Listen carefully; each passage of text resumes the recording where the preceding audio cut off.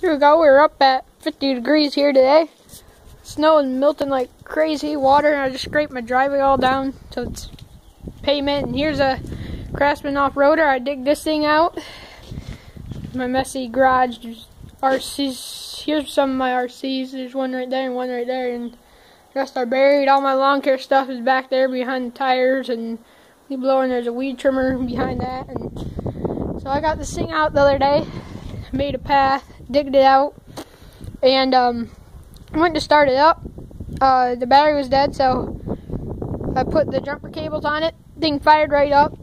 Ever since I had this mower, I never choked it once. This thing sat for like 4 months probably in 20 and 30 degree weather.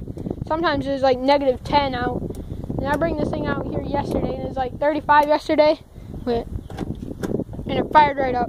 I holded this electric start system down for maybe, for about 5 seconds, and it fired right up. And so we're gonna do a startup today, and I'll let you guys see how it runs, and hopefully I'll be doing romp videos soon. So it's gonna be kind of hard to do. There